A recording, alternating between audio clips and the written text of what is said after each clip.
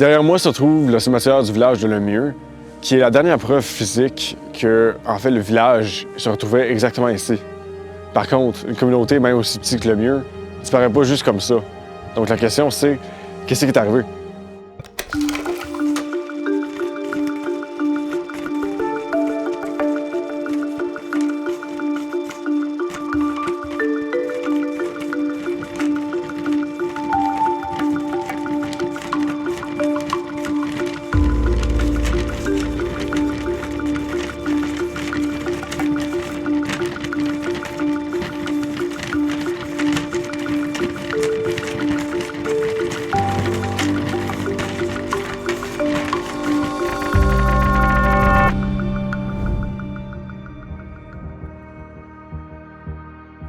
Afin de vous donner un peu de contexte, le village de Lemieux, établi en 1850, est retrouvé à côté de la forêt La Rose entre Bourgette, Saint-Isidore et Castleman. La communauté, originalement reconnue pour son industrie forestière, a éventuellement transitionné à celle de l'agriculture. Le village franco-ontarien qui longeait la rivière Nation avait par contre un secret caché sous les pieds de ses habitants. Je m'appelle John Messman, je suis un directeur général à la Conservation de la Nation Sud, qui est un des offices de protection de la nature dans l'est de l'Ontario. Et puis, on travaille ensemble avec nos 16 municipalités membres pour protéger les personnes et les biens contre les risques naturels.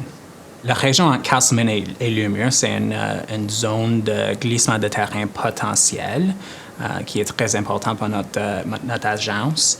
Les glissements de terrain sont causés par l'argile de Leda, qui est l'argile marine sensible qui date de plus de 10 000 ans depuis l'ancienne mer Champlain.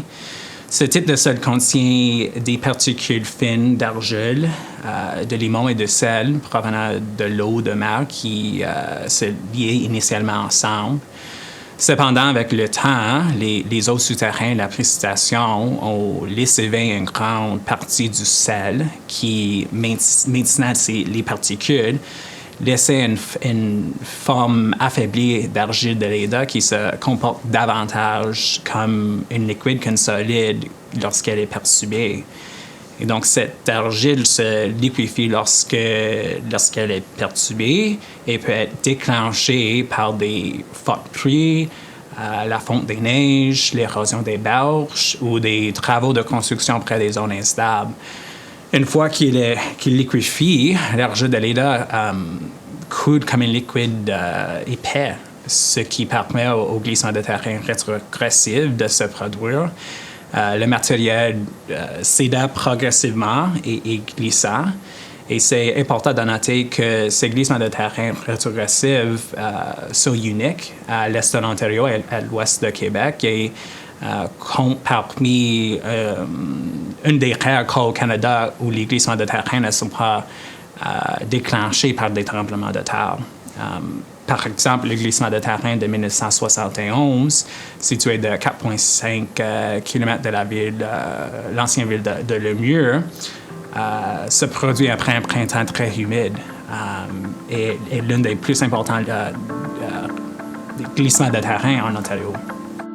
Ce glissement de terrain affecte une grande partie de la région suite à son affaissement. Le glissement de terrain de 1971 a laissé une cicatrice 150 mètres de large.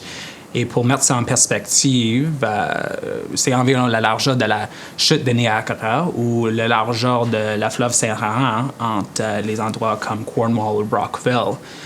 On a vu la destruction de 28 hectares de terres agricoles et le déplacement de 6 millions de mètres cubes de sédiments dans la rivière Nation Sud, bloquant le cours d'eau et perturbant les écosystèmes. Heureusement, personne n'a été blessé, mais c'est un événement a mis en évidence les risques des glissements de terrain rétrogressifs, surtout après un événement similaire à Saint-Jean-Vigny au Québec qui a causé la mort de 31 personnes quelques jours auparavant. Le village a échappé aux mêmes conséquences que Saint-Jean-Vianney. Mais des membres de la communauté ont dû toujours faire face à des difficultés ainsi que des pertes. Le glissement de terrain pour mes beaux-parents, ça a été quand même une assez grande catastrophe. C'est ce qu'on a... Ça tombait dans des... ils appellent ça « act of God », là, au niveau de la catastrophe. Donc, difficile d'être compensé là, pour la perte du terrain qu'il y a eu là. Et c'est sûr que moi, ça m'intéressait. La géographie m'intéresse. J'étais curieux de savoir ce qui s'était passé dans le coin. Puis c'était... Quand j'ai connu Linda, ben en parler avec ses parents, ça devenait une belle occasion de pouvoir... ma curiosité, disons, là, ça m'intéressait de leur poser des questions, mais en même temps, c'est un sujet qui est sensible. Ça rappelait des mauvais souvenirs pour eux, et puis c'est pas quelque chose qui amenait de l'avant. Mais ils ont été bien corrects de m'en parler quand je posais quelques questions, mais je voyais aussi que c'est pas nécessairement quelque chose qu'ils voulaient jaser beaucoup, là. C'est ça. Tout ça a glissé. Mais les buttes, là, les crêtes, là, on a des buttes de sable. Là. Quand ça a glissé, c'est allé par section. La boue, la glaise, elle est partie dans la rivière, mais le sable du dessus, la croûte, là, la surface, c'est ce qu'on voit, là, c'est ce qui est resté, c'est les morceaux qui ont...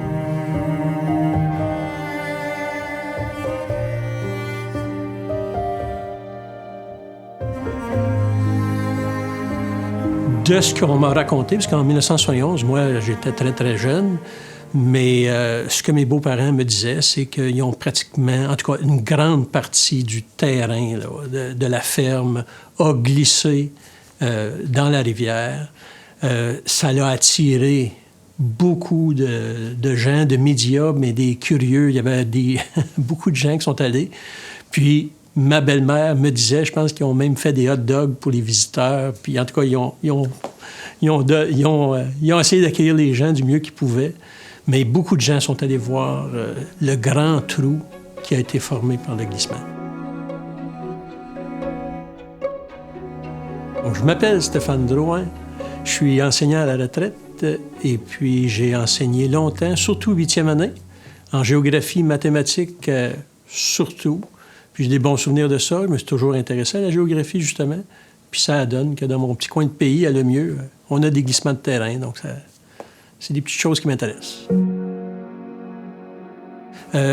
On se souvient, une anecdote qu'on m'a racontée, c'est qu'on sait à quelle heure que le glissement s'est produit, parce que quand cette glaise-là devient une boue liquide, là, ça s'écoule, ça, dans la rivière, mais la surface du sol, elle peut rester encore, le terrain est encore, tombe en partie, en sections.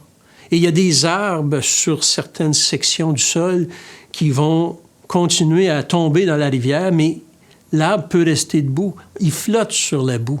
Donc, ces arbres-là, il y en a qui ont flotté sur la boue en suivant le cours de la rivière. Et puis, derrière chez moi, parce qu'on a acheté un terrain près de là, il y a un fil électrique, une ligne électrique qui traverse la rivière pour les voisins de l'autre côté. Et puis, les arbres ont accroché les fils. Il y a eu une panne d'électricité et on sait à quelle heure que le glissement de terrain s'est produit. Donc, c'est les petites anecdotes de ce moment-là. On dit quand même que ce glissement-là est à peu près 2 fois la grandeur de celui qui s'est produit en 1993. Donc, mais aujourd'hui, ça s'est tout reboisé, là. C'est difficile de voir les traces de ça aujourd'hui. Ça prend... Il faut voir peut-être le niveau du sol, là, les courbes de niveau sur des cartes pour voir les traces qui restent, parce que la végétation camoufle pas mal la cicatrice du glissement de terrain. Donc, qu'est-ce qu'étaient les prochaines étapes? Donc, des études ont confirmé que le mur faisait face à un risque extrême de glissement de terrain catastrophique. Ce n'était pas une question de si, mais une question de quand.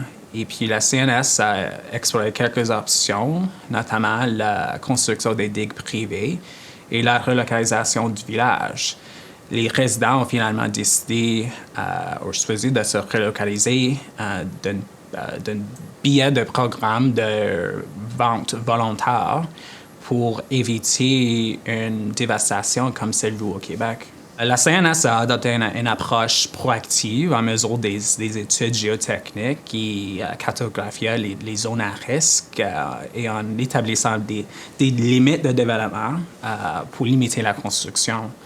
Nous avons aussi relocalisé l'ancien village de Lemieux ainsi que construire le digue de Segeberg de 10 km pour protéger la ville de Castleman. Et puis, aussi en collaboration avec les gouvernements locaux pour sensibiliser et surveiller les conditions.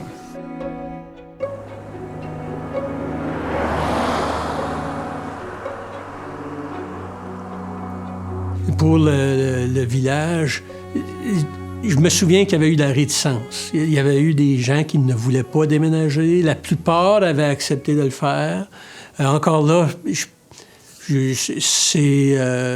c'est des impressions. Là. Je ne peux pas dire que j'ai suivi le dossier beaucoup quand ça s'est passé en 1991.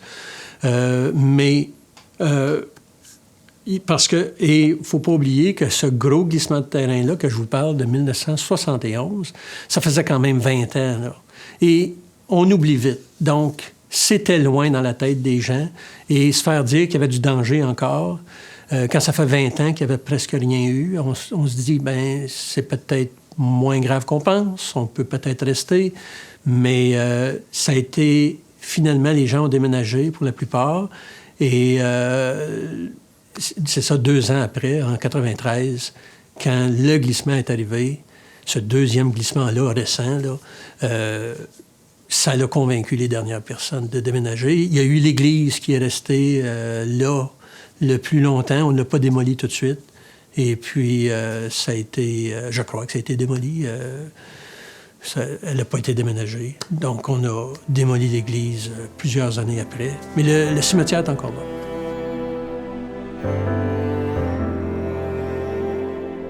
Donc, la relocalisation a été réalisée avec soin et en partenariat avec tous les niveaux de gouvernement. Les résidents ont reçu 95 % de la valeur estimée de leur propriété. Les maisons et les infrastructures ont été démantelées et le terrain a été remis à un état naturel. Au total, 28 propriétés ont été achetées pour environ 2,2 millions de dollars, financées par la CNS, les municipalités et la province de l'Ontario.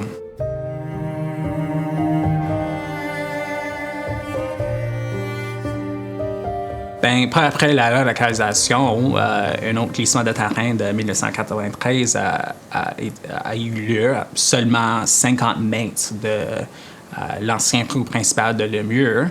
Et donc, les vies et les biens auraient pu être perdus, mais la relocalisation a permis d'éviter un désastre. Ce glissement a laissé une cicatrice 680 mètres de longue et a déposé 30,5 millions de cubes de sédiments dans la vallée.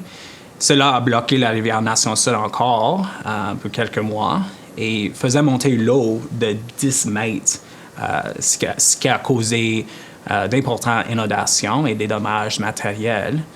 Et bien que les vies ont été protégées dans ce cas-là, une personne a été blessée lorsque son véhicule est entré dans la zone de glissement.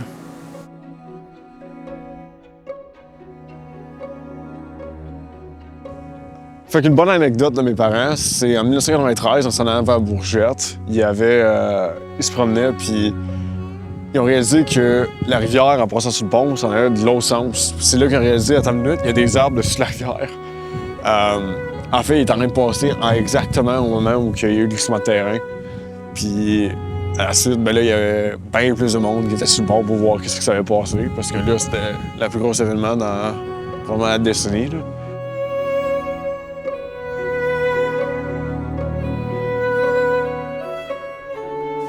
En 1993, est-ce que tu te rappelles où tu étais quand ça s'est produit?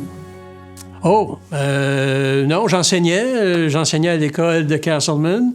Et puis, mais je me souviens aux nouvelles, ce qui avait frappé un peu, c'est parce que ce glissement-là avait frappé une route. Et il y a quelqu'un qui passait à ce moment-là en camion, puis il s'est retrouvé dans le fond du glissement. Là, il est tombé dans le trou. Et c'était... c'était quand même à la limite pas mal de où le glissement s'était rendu. Donc, il a été chanceux. Il n'y a pas eu d'autres bouts ou de terre qui est tombé sur le véhicule. Et il s'en était sorti, mais il y avait eu toute une frousse. C'est toujours bouleversant de voir une telle catastrophe naturelle se produire. Mais cet événement avait validé notre approche proactive, y compris la relocalisation de Lemur. Également souligner l'importance de la surveillance, de l'éducation publique et de la collaboration avec les gouvernements locaux.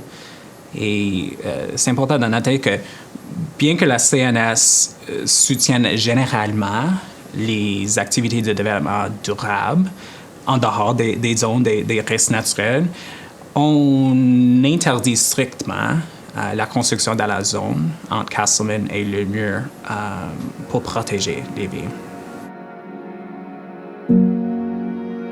Comme toujours, on travaille avec les gouvernements partenaires pour cartographier les risques naturels comme les inondations, l'érosion et les glissements de terrain. La cartographie de haute résolution a identifié d'autres zones dans l'est de l'Ontario avec des échecs de pente historiques et des cicatrices de glissement. Donc, en collaboration avec nos municipalités membres, nous explorons des études géotechniques pour mettre à jour des politiques et des limites de développement pour protéger les gens. Cela fait maintenant plus que 30 ans qu'un glissement de terrain similaire à 1971 ainsi que celui de 1993 a eu lieu. Donc, nous sommes bel et bien dus pour un autre. Mais quelles sont les chances maintenant que le village soit pratiquement une forêt? Eh bien, nous savons que les fortes pluies augmentent le risque de glissement de terrain en saturant l'argile de l'EDA et en déstabilisant les pentes. Eh bien, c'est important de noter que généralement, nous sommes exposés chaque année à des glissements de terrain à petite échelle et des échecs de pente dans cette région. Donc, cependant, c'est nos efforts de restreindre le développement dans la zone de risque et notre programme de prévision des crues contribue à minimiser les risques grâce à des surveillances continues et des systèmes d'alerte précoces. Donc, nous maintenons des structures de contrôle de l'érosion. On surveille, comme toujours, les conditions des bassins versants et mettons en jour des cartes des risques dans les zones soumises à la pression de développement chaque année. Nous continuons aussi également à chercher des fonds pour acheter des propriétés à risque dans la zone Castleman à Lemur auprès des vendeurs volontaires et on envoie aussi des rappels annuels aux propriétaires pour les expliquer les risques dans cette zone et pour encourager de signaler des problèmes potentiels. Et depuis la mise en œuvre de notre dernier plan de mitigation en 2019, je crois, nous avons acheté des propriétés dans cette région chaque année. Mais c'est juste tellement important de travailler ensemble avec toutes les agences publiques et communiquer avec les résidents. Et donc, tous les efforts combinés visent à protéger les personnes, les gens et l'environnement.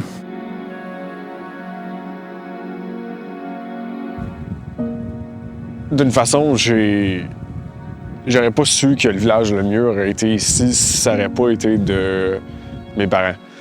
Les anecdotes de mes parents, les anecdotes de mes grands-parents aussi, j'aurais vraiment pas su qu'il y aurait un village. Je veux dire, tu regardes les vidéos qu'on a prises, puis t'as absolument rien. Je veux dire, t'as juste le cimetière, puis quelques pancartes.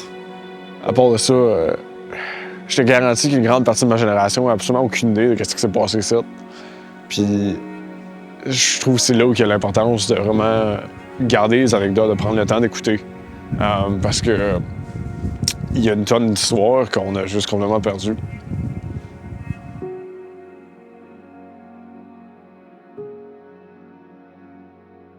Nos jeunes, pour s'informer ou pour être curieux au niveau d'anecdotes chez nos aînés, pas certain que... Je pense que l'intérêt est là parce que quand ils prennent le temps de jaser avec leurs grands-parents ou tout ça, il y a une discussion qui se passe, puis même, je dirais, en parlant avec leurs grands-parents, ils vont peut-être être plus portés à s'ouvrir puis à raconter leur expérience. Avec les petits-enfants, des fois, c'est plus facile. Mais chez nos enfants, j'ai l'impression que dans notre ère moderne, avec nos tablettes, puis tous nos réseaux sociaux, puis il y a tellement de façons de passer notre temps. Là, j'ai l'impression qu'on ne prend pas le temps de questionner nos aînés ou nos grands-parents. Et c'est quand même dommage parce que ces expériences-là sont précieuses, puis il peut y avoir des conseils importants aussi. De continuer à se rappeler, disons, en parlant de glissement de terrain, qu'il y en a déjà eu, plus qu'un, et puis que ça va se reproduire encore. Donc, il faut quand même être conscient de ça. Puis oui. Le village fantôme de Lemieux est maintenant l'un des secrets de la région qui est presque caché par la nature. Donc, voilà l'importance de raconter cette histoire et d'autres comme celle-ci. Ce village est un bon rappel que tout ne restera pas à jamais. Par contre, cela ne devrait pas dire que l'on devrait l'oublier.